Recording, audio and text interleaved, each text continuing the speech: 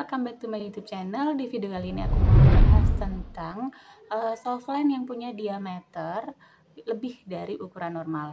Biasanya diameter softline itu kan 14 mm, tapi ternyata ada juga softline yang jauh lebih besar dibandingkan ukuran kornea kita, yaitu ada yang 14,5, 15, bahkan ada yang 16. Nah, kenapa orang-orang atau kita itu suka banget pakai softline? Ya, walaupun nggak semuanya juga sih. Ada beberapa yang suka pakai softline dengan diameter yang lebih besar dari kornea, yaitu salah satu alasannya adalah untuk memberikan kesan belok di mata kita. Jadi untuk memberikan efek-efek Barbie look ketika kita pakai makeup tertentu atau memang kita pengen kelihatan matanya lebih besar saja. Nah, tapi setelah aku melakukan beberapa pengamatan, ternyata apabila kita menggunakan softline yang jauh lebih besar dibandingkan ukuran kornea mata kita, itu juga harus ditunjang dengan make up yang mendukung. Karena kalau kita lagi bare face atau polosan, lalu kita pakai softline yang diameternya lebih besar dibandingkan ukuran kornea kita, tetap jatuhnya tuh aneh gitu.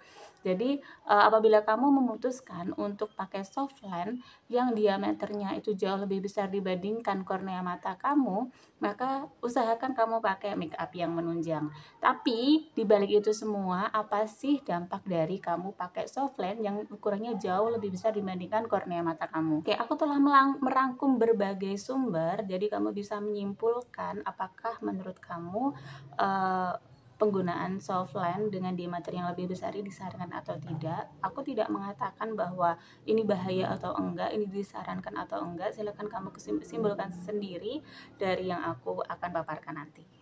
Yang pertama, softline yang ukurannya tidak sesuai dengan kornea mata atau lebih besar dari kornea mata, biasanya akan menutupi area mata itu lebih banyak. Jadi ada area di luar kornea yang tertutupi oleh softline itu, sehingga menyebabkan terganggunya aliran darah ke bagian-bagian mata kamu. Nah, hal itu tentu akan mengganggu aliran O2 atau oksigen ke mata kamu. Jadi mata kamu akan lebih rentan untuk iritasi, kemerahan, atau merasa perih. Yang kedua, softline dengan ukuran yang lebih besar dibandingkan kornea mata kamu terkadang itu juga akan membuat pemakainya merasa tidak nyaman karena ukurannya memang tidak dirancang untuk kornea mata kamu sebenarnya. Nah, apabila kamu memaksakan hal itu, mungkin beberapa orang akan merasa tidak nyaman dengan softline yang lebih besar dibandingkan ukuran kornea matanya. Bahkan aku pernah melihat beberapa video yang mana dia memaksakan memasukkan softline ke dalam matanya, padahal softline itu jauh lebih besar dibandingkan korneanya. Itu bahkan softline itu sampai tidak bisa masuk ke matanya, jadi susah banget. Jadi saran aku, gunakan softline yang membuat kamu nyaman, karena dengan kamu merasa nyaman, kamu akan juga merasa percaya diri dan aura positif kamu tentu akan lebih memancar.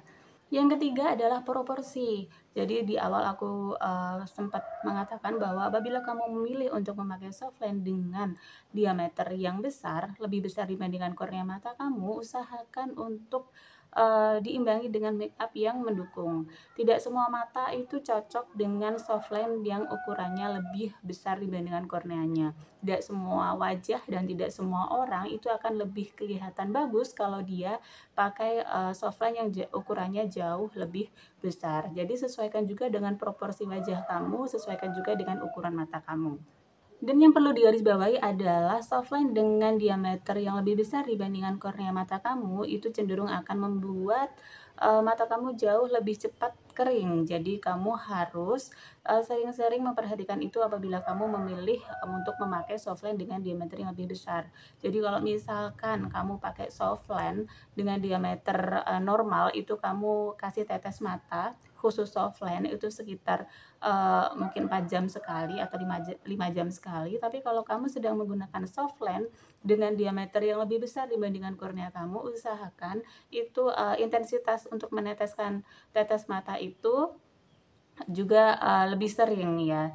Dan juga harus diperhatikan adalah pakai softline itu juga tidak boleh terlalu lama, tidak boleh 24 jam ataupun seharian, bahkan di bawah tidur pun juga tidak boleh. Jadi kamu harus memperhatikan batas maksimal penggunaan softline itu sendiri. Oke, terima kasih sudah menonton video aku sampai habis, semoga bermanfaat, stay healthy, dan jangan lupa subscribe. See you on my next video.